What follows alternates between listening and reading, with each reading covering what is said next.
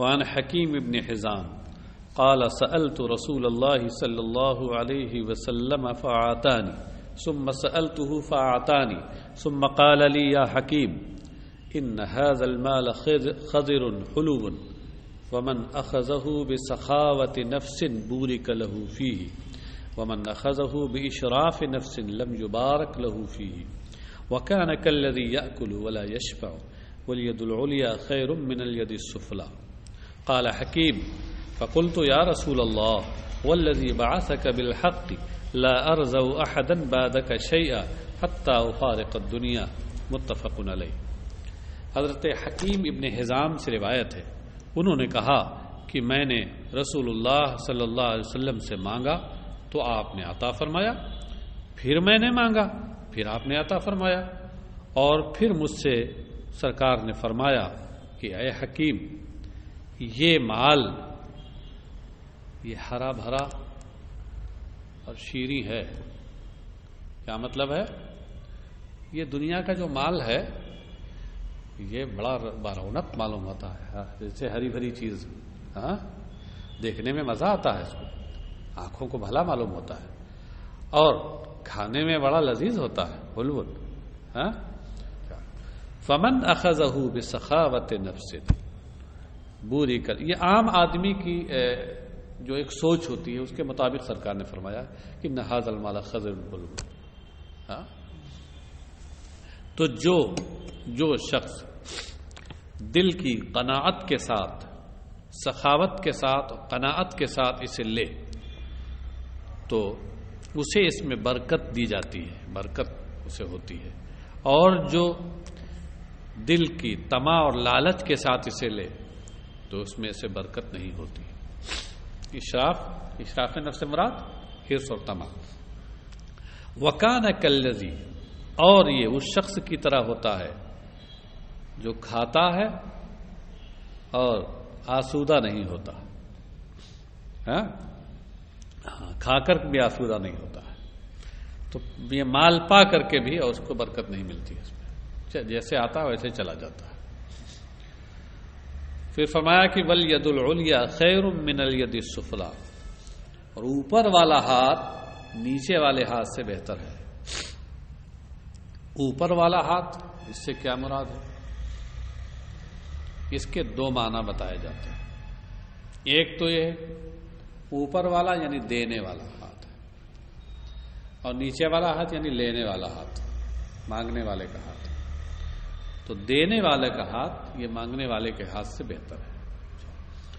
اور ایک تشریح اس کی یہ کی گئی ہے، اوپر والا ہاتھ یعنی بچنے والا ہاتھ، سوال سے بچنے والا،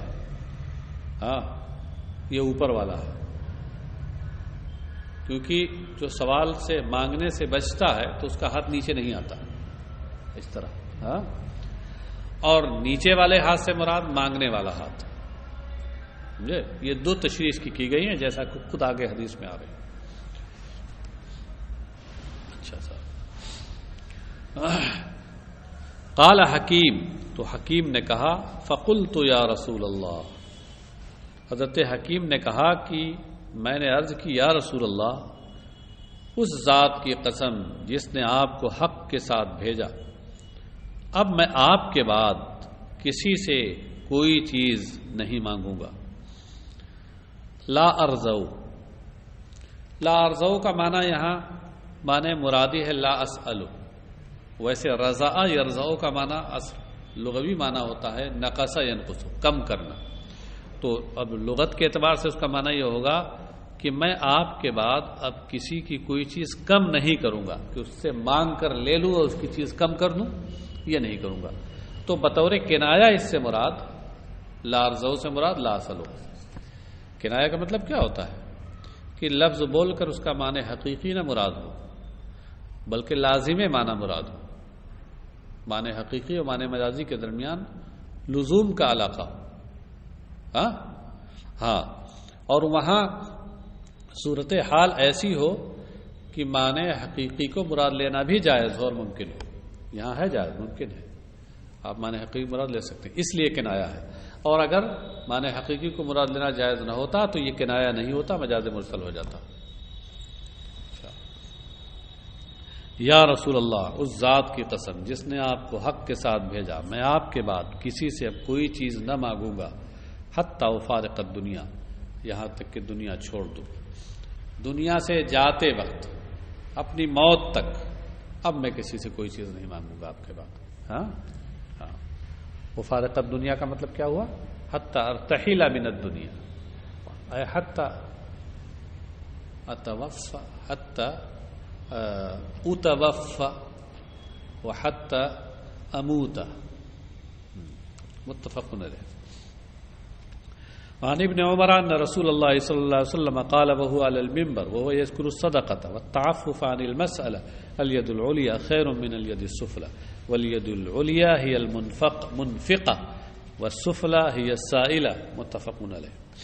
حضرت عبداللہ ابن عمر رضی اللہ عنہ سے روایت ہے کہ رسول اللہ صلی اللہ علیہ وسلم نے ممبر پر رہتے ہوئے ارشاد فرمایا، قال وهو علی المنبر، یہ وهو علی المنبر حال ہے، سرکار ممبر پر تھے اس وقت ارشاد فرمایا ممبر پر رہتے ہوئے اور صدقہ اور سوال سے بچنے کا ذکر کرتے ہوئے ارشاد فرمایا، صدقہ کا ذکر کیا اور سوال سے بچنے کا ذکر کیا۔ تعفف کا مطلب کیا ہوتا ہے؟ بچنا، ہاں، اجتناب، پرہیز کرنا۔ کیا فرمایا؟ الید العلیٰ خیر من الید السفلی، یہ ہے مقولہ قالا کا۔ فرمایا اوپر والا ہاتھ نیچے والے ہاتھ سے بہتر ہے، اور پھر یہ بھی فرمایا کہ والید العلیٰ ہی المنفقہ والسفلی ہی السائلہ۔ میں نے کہا تھا نا کہ یہ تشریح آگے آ رہی کچھ حدیث میں کہ اوپر والا ہاتھ یہ خرچ کرنے والا اور دینے والا ہاتھ ہے، اور نیچے والا ہاتھ یہ مانگنے والا ہاتھ ہے۔ ہاں، لیکن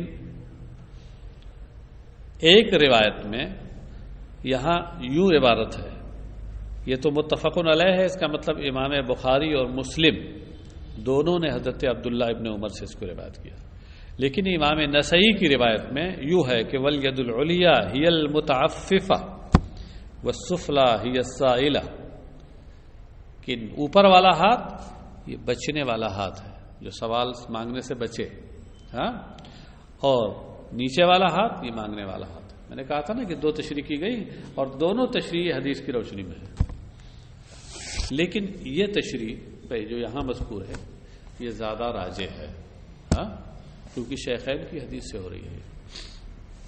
عن ابی سعید الخدری قال ان اناسا من الانصار سألوا رسول الله صلى الله عليه وسلم فأعطاهم حتى نفد ما عنده فقال ما يكون عندي من خير فلن أدخره عنكم ومن يستعف يعفه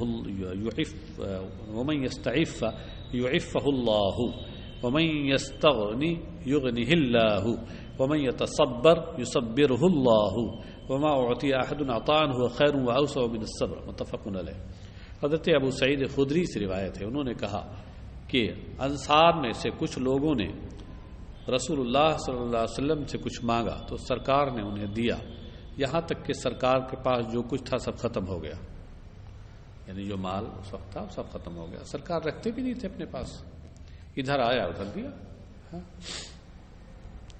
حتی نفدا، نفدا کا معنی کیا ہوتا ہے؟ ختم ہونا۔ فقال ما یکون عندی من خیر، پھر سرکار نے فرمایا کہ میرے پاس جو بھی مال ہوتا ہے، من خیر، یہ من خیر میں من بیانیہ ہے، اور خیر ما یکون میں مائے موصولہ کا بیان ہے۔ اس خیر سے مراد مال ہے، مال کو سرکار خیر فرما رہے ہیں، سراپا بھلائی مال۔ ہاں، اشارہ کیا ہے کہ مال اگر کسی کے پاس ہو تو اسے بھلائی کے کام میں استعمال کرنا چاہیے، سراپا خیر بنا کے پیش کرنا چاہیے اسے۔ ہاں، جیسے کہ سرکار کے پاس جو مال آتا تھا تو خیر ہی میں کے کاموں میں استعمال ہوتا تھا، اس لیے وہ خیر ہی تھا، تو اس لیے مال کو خیر سے تعبیر کیا۔ دوسری چیز یہ ہے کہ مال خیر اس اعتبار سے بھی کہ اللہ کی نعمت ہے، عظیم نعمت ہے مال۔ بہت سے لوگ مال کی مذمت کرتے ہیں، فی نفسہ ہی مال قابل مذمت نہیں ہے، مال اللہ کی عظیم نعمت ہے۔ بخاری کی روایت میں کہ سیدنا حضرت زکریہ علیہ السلام غسل فرما رہے تھے کہ اتنے میں اللہ کی جانب سے سونے کی ٹڈیاں گرنے لگی، برسنے لگی۔ ٹڈی جو ہوتی ہے، اس سے پہلے بھی آپ نے سنا تھا ٹڈیوں کے لشکر اور فوجیں آئی اور پورے علاقے کے علاقوں کو صاف کر گئی، تو سونے کی ٹڈیاں برسنے لگی، گرنے لگی۔ تو اللہ کے نبی نے نہانا اور غسل کرنا بند کر دیا اور سونے کی ٹڈیاں جمع کرنے لگے۔ ندا آئی غیب سے کہ زکریا کیا میں نے تمہیں اس سے بے نیاز نہ کیا؟ تو کیا پیارا جواب دیا بارگاہ الہی میں، عرض کیا اللہ میں تیری نعمت سے کب بے نیاز ہوں، یہ تو تیری نعمت ہے، اس سے کب میں بے نیاز ہوں۔ تو مال اللہ کی عظیم نعمت ہے، وہ سراپا خیر ہے۔ یہ تو انسان کی یہ کمی ہے کہ وہ اسے شر کے کام میں استعمال کرے، ورنہ وہ تو ہے سراپا خیر۔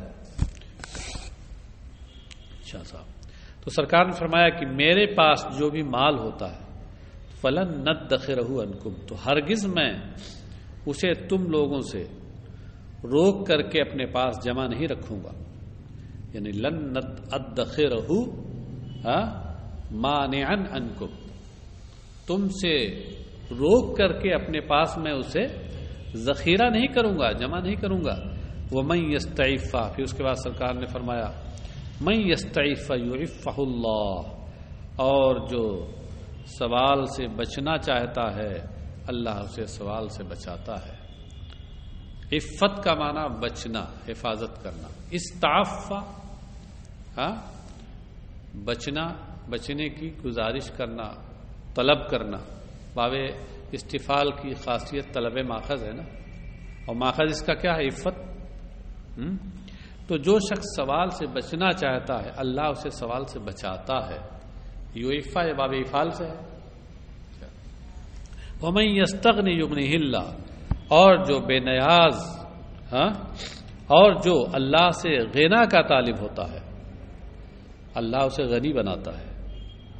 وَمَن يَتَصَبَّرْ يُصَبِّرُهُ اللَّهُ، اور جو صبر چاہتا ہے اللہ اسے صابر بنا دیتا ہے۔ وَمَا أُوتِيَ أَحَدٌ عَطَاءً هُوَ خَيْرٌ وَأَوْسَعُ مِنَ الصَّبْرِ، اور انسان کو جو کچھ بھی عطا کیا گیا وہ صبر سے زیادہ بہتر اور اس سے کشادہ نہیں ہے۔ سمجھے؟ یعنی مطلب یہ ہے کہ انسان کو جو بھی چیز عطا کی گئی ہے انسان کو صبر سے بہتر اور کشادہ کوئی چیز عطا نہیں کی، سب سے زیادہ وسیع، سب سے زیادہ کشادہ صبر ہے۔ انسان صبر کر لے تو پھر ساری چیزیں، ساری بلائیں بخود دور۔ متفق علیہ۔ وعن عمر بن الخطاب، حضرت عمر بن خطاب سے روایت، قال كان النبي صلی اللہ علیہ وسلم يعطيني العطاء فأقول أعطيه أفقر إليه مني فقال خذه فتموله وتصدق به فما جاءك من هذا المال وأنت غير مشرف ولا سائل فخذه ومال فلا تتبعه نفسك۔ متفق علیہ۔ حضرت عمر ابن خطاب سے روایت ہے، خلیفہ دوم،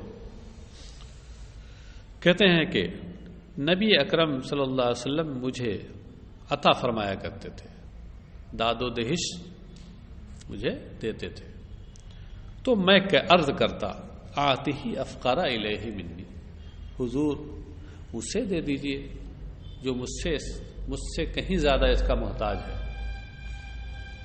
افقر الیہ منی، افقر بمعنی احوج الیہ منی، فقر بمعنی حاجت، تو افقر بمعنی احوج، اسے عطا فرما دیجئے، یہ مال اسے دے دیجئے سرکار جو مجھ سے زیادہ اس کا ضرورت مند ہے۔ فقال خذہ، تو سرکار نے فرمایا خذہ، ارے اسے لے لو، وتمولہ، اس کے مالک بن جاؤ۔ اسے لے لو، اس سے اپنا مال بنا لو، مال بنانے کا مطلب وہی مالک ہو جاؤ۔ وہ تصدق بھی ہے، اسے صدقہ کر دو، مطلب میں دے رہا ہوں، تم ضرورت مند ہو، لے لو، اب تمہارا مال ہو جائے، تم نہیں رکھنا چاہتے ہو تو صدقہ کر دو اللہ کی راہ میں، تو ایسا ہے کہ تمہیں ثواب بھی صدقے کا مل جائے گا۔ فما جاءک من ھذا المال، تو اس مال میں جو تمہارے پاس آئے، جو مال بھی تمہارے پاس آئے. من حاضل مال میں من بیانیہ اگر لے لیجئے تو یہ ماں کا بیان ہو جائے گا، اور یہ بھی ہو سکتا ہے کہ من تبیزیہ ہو. تبیزیہ ہوگا تو ترجمہ وہ ہوگا جو پہلے میں نے کیا کہ اس مال میں سے جو تمہارے پاس آیا. اور اگر من بیانیہ ہو تو خود اسی ماں کا یہ بیان ہوگا تو ماں کی جگہ پہ اس کا ترجمہ کیا جائے گا. تو جو مال بھی تمہارے پاس، یہ مال جو تمہارے پاس آئے، وانت غیر مشرف ولا سائل، اور جب تم اس کے حریص نہ ہو اور نہ مانگنے والے ہو، فخذہ تو اسے لے لو. یعنی بے مانگے اور بے حرص و لالچ کے تمہارے پاس اگر مال آ جائے تو اسے لے لو.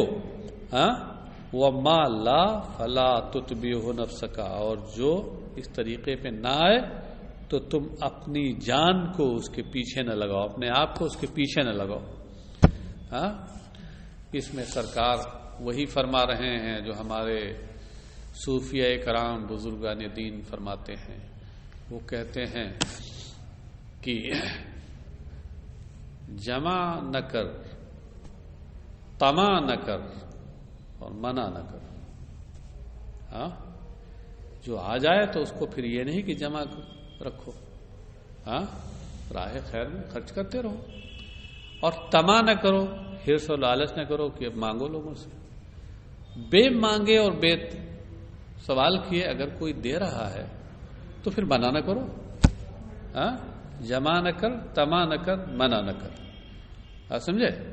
یہ اسی حدیث کی روشنی میں کہ سرکار نے فرمایا کہ ما جاءک من ھذا المال وانت غیر مشرف ولا سائل فخذہ وما لا فلا تتبع نفسک. متفق علیہ. یہ حدیث متفق، یعنی یہ ایک گویا اصول بتا دیا، جمع نہ کر، طمع نہ کر، منع نہ کر.